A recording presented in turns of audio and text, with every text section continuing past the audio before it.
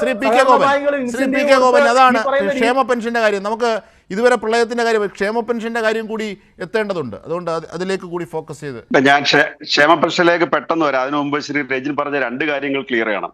ഒന്ന്, ഈ room for river പദ്ധതി എന്ന് പറഞ്ഞിട്ട് ഇടതുപക്ഷത്തെ അദ്ദേഹം കുറ്റപ്പെടുത്താൻ പരിശ്രമിച്ചു. അതിലൊരു കാര്യമുള്ളത്, അദ്ദേഹം മനസ്സിലാക്കിയിരിക്കുന്ന റൂം ഫോർ റിവർ എന്ന് പറഞ്ഞാൽ നമ്മുടെ dining room, bathroom, living room, bedroom എന്നൊക്കെ പറയുന്നത് പോലുള്ള റൂമാണെന്ന. അങ്ങനെയല്ല സുഹൃത്തെ. റൂം ഫോർ റിവർ എന്ന് പറഞ്ഞാൽ ജലവാഹക ശേഷി വർദ്ധിപ്പിക്കൽ, ജലനിർഗമന ശേഷി വർദ്ധിപ്പിക്കൽ, വെള്ളത്തിന് സ്വതന്ത്രമായി നിൽക്കാനും ഒഴുകാനുമുള്ള സൗകര്യം ഉണ്ടാക്കി കൊടുക്കൽ.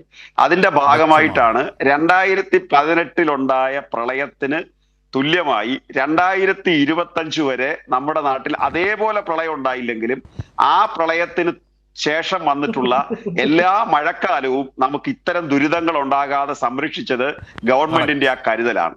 2026 നമ്മുടെ പൊഴി മുറിക്കുന്നതിനും വെള്ളം ഒഴുകുന്നതിനുള്ള സൗകര്യം ഉണ്ടാക്കാൻ നിങ്ങൾ കഴിഞ്ഞില്ല. മാത്രമല്ല, ശ്രീ രമേശ് ചെന്നിത്തലയും ഇപ്പൊ ഒക്കച്ചങ്ങായി ആയിട്ടുള്ള കുമ്മനം രാജശേഖരനും കൂടി ദേശീയ ഹരിത ട്രൈബ്യൂണലിനെ സമീപിച്ചിട്ട് കായലിൽ നിന്ന്, നമ്മുടെ തടാകത്തിൽ നിന്ന് മണ്ണ് വാരിയെടുത്തപ്പോ ആ മണ്ണ് വാരുന്നത് അഴിമതിയാണ്, പാരിസ്ഥിതിക പ്രത്യാഘാതം എന്ന് പറഞ്ഞ് അവസാനം സുപ്രീം കോടതിക്ക് അല്ലെങ്കിൽ ഹരിത ട്രൈബ്യൂണലിൽ ഗതിയില്ലാതെ അങ്ങനെയാണെങ്കിൽ ആ മണ്ണ് കരയ്ക്ക് നിക്ഷേപിക്കാൻ പറഞ്ഞു. അങ്ങനെ നിക്ഷേപിച്ച മണ്ണിന്റെ ഭാഗമായിട്ടുള്ള ദുരന്തമാണ് ഉണ്ടായിട്ടുള്ളത്. അതായത് നിങ്ങൾ തന്നെയാണ് ഇതിന്റെ പ്രധാനപ്പെട്ട കാരണക്കാരെന്ന് നമുക്ക് കണ്ടുപിടിക്കാൻ കഴിയും. രണ്ടാമത്തെ കാര്യം, ഒരു കാര്യം ശ്രീ അജിം ഷാ നമ്മൾ ഓർക്കേണ്ടത്, കർണാടകത്തിൽ ഒരു ലോറി അപകടത്തിൽപ്പെട്ട് മണ്ണിടിഞ്ഞ് വീണ് ഒരു ഡ്രൈവർ മരിച്ചത് ഓർമ്മയില്ലേ? ആ ലോറി ഡ്രൈവർ മരിച്ചപ്പോ കേരളത്തിലുള്ള ഗവൺമെന്റ് 2-3 മന്ത്രിമാരവിടെ പോയി, കേരളത്തിലെ ഭരണകൂടം അവിടെ ചെന്നു, മുഖ്യമന്ത്രി ഇടപെട്ടു. നമ്മുടെ ഈ അതിജാഗ്രത കണ്ടുകൊണ്ട് കർണാടകത്തിലെ ആളുകൾ ചോദിക്കുകയാണ്, ഇത് മന്ത്രിയുടെ ബന്ധുക്കൾ വല്ലവരുമാണോ മരിച്ചത്? മുഖ്യമന്ത്രിയുടെ ബന്ധുവാണോ മരിച്ചത്? ഞങ്ങളുടെ ഇവിടെയൊക്കെ ഒരു ഡ്രൈവർ അപകടത്തിൽപ്പെട്ട് മരിച്ചാൽ അന്നൊന്നും നോക്കും, കിട്ടിയില്ലെങ്കിൽ കളഞ്ഞുകളയും. ഇത് ആ കേരളക്കാർ എന്തൊരു ജാഗ്രതയാണ് ഒരു ഡ്രൈവറുടെ കാര്യത്തിൽ. നോക്കൂ, 4 മനുഷ്യജീവനുകൾ കടലിൽ പോയത്, 11 പേരെ നഷ്ടപ്പെട്ടു. അദ്ദേഹം കുറച്ചുപേരുടെ നേരത്തെ കഥ പറഞ്ഞു. കടലിൽ പോയ ആളുകൾ മരിക്കില്ല എന്നല്ല, ഗവൺമെന്റ് മാറിയാൽ ആളുകൾ കടലിൽ പോയാൽ മരിക്കും. പക്ഷെ ആ മൃതദേഹത്തോട് അത് കണ്ടെടുക്കുന്ന കാര്യത്തിൽ അതിന്റെ പിറകിലുള്ള ജാഗ്രത, ഈ ജിജി എന്ന പെൺകുട്ടിയുടെ ഒരു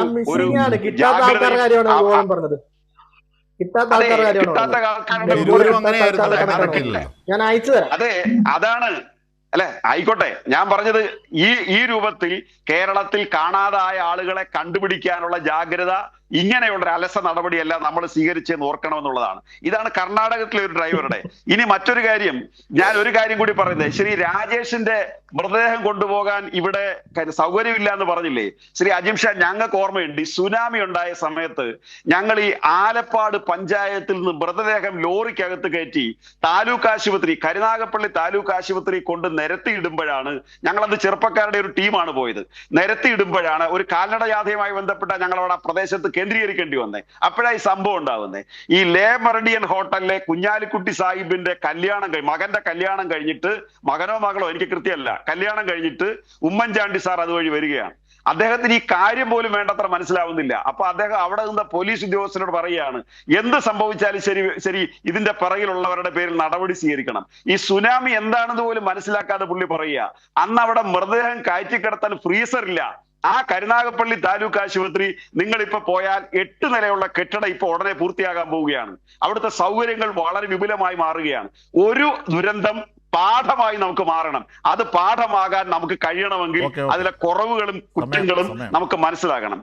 ഒരു കാര്യം കൂടി പറഞ്ഞ് അവസാനിപ്പിക്കാം. ഡെയിലി ഈ ക്യാമ്പ് ഇല്ലാത്തവർക്ക് 7 ലക്ഷം കിറ്റാണ് LDFന്റെ കാലത്ത് കൊടുത്തത്. 20 കിറ്റ്, 700,000 കിറ്റ് കൊടുത്ത സ്ഥലത്ത് 20 കിറ്റ് കൊടുത്തപ്പോഴാണ് പണ്ടാരങ്ങൾക്ക് ഇനിയും കൊടുക്കണമല്ലോ എന്ന്. ഇവരുടെയൊക്കെ മനസ്സിരിക്കുന്നത് എന്താ? ഇവരുടെ ജനസ്നേഹം എന്ന് പറഞ്ഞാൽ ഇത്ര അഭിനയാകാവോ? 980-ൽ 45 രൂപ വൃദ്ധരായ കർഷക തൊഴിലാളികളുടെ കയ്യിൽ വെച്ച് കൊടുത്തിട്ട് സഖാവ് EK നായനാർ പറഞ്ഞു, ഇത് 10 വാങ്ങിക്കാനുള്ള കാശില്ല, വീട് വെക്കാനുള്ള കാശില്ല, പക്ഷെ കട്ടൻ ചായ കുടിക്കാൻ ഇത് തികയും. അത്യാവശ്യം മരുന്ന് വാങ്ങിക്കാൻ 46 കൊല്ലം മുമ്പുള്ള 45 രൂപയാ. അത്യാവശ്യം മരുന്ന് വാങ്ങിക്കാൻ നിങ്ങൾക്ക് തികയും. ശ്രീ കെ കരുണാകരൻ തിരുവനന്തപുരത്ത് തിരുവനന്തപുരത്ത് പിന്നെ ഗാന്ധി പാർക്ക് മൈതാനത്തിൽ ഒരു യോഗത്തിൽ പ്രസംഗിക്കുകയാണ്. 60 വയസ്സ് കഴിഞ്ഞ കർഷക തൊഴിലാളിക്ക് ഇത് കൊടുക്കുന്നത് പ്രത്യുൽപാദനപരമല്ല. നായനാരുടെ കൊല്ലത്ത് വന്നുള്ള മറുപടി, 60 വയസ്സ് കഴിഞ്ഞവർ ഇനി എന്തോ ഉൽപ്പാദിപ്പിക്കാനാ കരുണാകരനാ, അവര് കൊണ്ടുപോയി ചായ കുടിക്കട്ടെ. ആ 45 രൂപ VS അച്യുതാനന്ദന്റെ കാലത്ത് 500 ആകുന്നു. ഉമ്മൻചാണ്ടി സാറ് വന്നപ്പോ 100 കൂട്ടുന്നു, അത് കൊടുക്കുന്നില്ല. ശ്രീ പിണറായി വിജയൻ വരുമ്പോ അത് 2500 ആകുന്നു. എന്റെ രജനെ, ഇത് ബാങ്ക് വഴി കൊടുക്കുന്നത് ജനങ്ങളോട് ചോദിച്ചിട്ടാണ്. നിങ്ങൾക്ക് നേരിട്ട് വീട്ടിൽ തരണോ, ബാങ്കിൽ പോയി വാങ്ങിക്കുന്നോ? അന്ന് ജനങ്ങളുടെ മുമ്പിൽ റഫറൻഡം നടത്തി, ജനങ്ങൾക്ക് താല്പര്യമുള്ളതുപോലെ ചെയ്തു. ഇപ്പൊ സംഭവിക്കാൻ പോകുന്നത് എന്താ? നിങ്ങൾ ഏതു വഴിയോ കൊടുക്കൂ, സഹകരണ ബാങ്ക് വഴി കൊടുക്കത്തില്ലെന്ന് പറഞ്ഞാൽ ബാങ്കിൽ പോയി വൃദ്ധരായ ആളുകൾ ഈ കർഷക തൊഴിലാളി പെൻഷനോ വിധവാ പെൻഷനോ അഗതി പെൻഷനോ വാങ്ങൽ നടക്കില്ല. അവർ പ്രായമേറിയവരാണ്, അത് മിസ്യൂസ് ചെയ്യാനും സാധ്യതയുണ്ട്. അവരുടെ കരങ്ങളിൽ എത്തിച്ചു കൊടുത്തു. 20 ലക്ഷം 60 ലക്ഷം മനുഷ്യരുടെ കൈകളിൽ ഇത് വച്ചു കൊടുത്തത് നിങ്ങൾ അത് നിഷേധിച്ചാലുണ്ടല്ലോ, ആ കളി മാറും. അപ്പൊ ഭരണം കയറിയിട്ട് 3 മാസമായുള്ളതൊന്നും ആരും കണക്കൂട്ടത്തില്ല. കേരളത്തിലെ ജനങ്ങളെ നിങ്ങൾ ചിരിക്കുന്നില്ല, പിന്നെ കെട്ടിപ്പിടിക്കുന്നില്ല, പുഞ്ചിരിക്കുന്നില്ല എന്നൊക്കെ പറഞ്ഞിട്ട് 3.5 കോടി മലയാളികളെ ചേർത്ത് പിടിച്ച ഒരു ഗവൺമെന്റിനെ നിങ്ങൾ അറഞ്ചം പുറഞ്ചം നിങ്ങളുടെ മാധ്യമങ്ങളുടെ സഹായത്തോടു കൂടി താഴെ ഇറക്കിയിട്ട് ഈ ജനങ്ങളെ വഞ്ചിക്കാനും പറ്റിക്കാനുമാണ് നിങ്ങൾ കൊണ്ട് നിൽക്കത്തില്ല. അത് ജനങ്ങളെ അല്ല, ജനാധിപത്യത്തിൽ വിശ്വസിക്കാൻ ജയചന്ദ്രൻ സാറിലേക്ക് ചക്രവാണിയിലേക്ക് ഒന്ന് പോകണമെന്നുണ്ടായിരുന്നു. പക്ഷെ സമയം അതിര് കടന്നുകൊണ്ട് മാത്രം ഞാൻ ഇടപെടുകയാണ്. പ്ലീസ് ജനാധിപത്യത്തിൽ വിശ്വസിക്കാത്തോണ്ടല്ലേ 99 സീറ്റ് നമുക്ക് കിട്ടിയപ്പോ LDF കിട്ടിയപ്പോ ആ സത്യപ്രതിജ്ഞ ചടങ്ങ് നിങ്ങൾ ബഹിഷ്കരിച്ചത് ജനാധിപത്യത്തിൽ വിശ്വസിച്ചുകൊണ്ടാണോ? നിങ്ങൾ അന്ന് അതിനെ അംഗീകരിച്ചില്ല. ഞങ്ങൾ ആ ചടങ്ങിൽ പങ്കെടുത്തു. ഞങ്ങൾ സത്യപ്രതിജ്ഞ ചടങ്ങിൽ പങ്കെടുത്തു. അന്ന് ഞങ്ങൾക്ക് മനസ്സിലായി സതീശൻ എന്നല്ല പേര്. അന്ന് ഞങ്ങൾക്ക് മനസ്സിലായി സതീശൻ പേരെന്ന് ഞങ്ങൾക്ക് മനസ്സിലായി.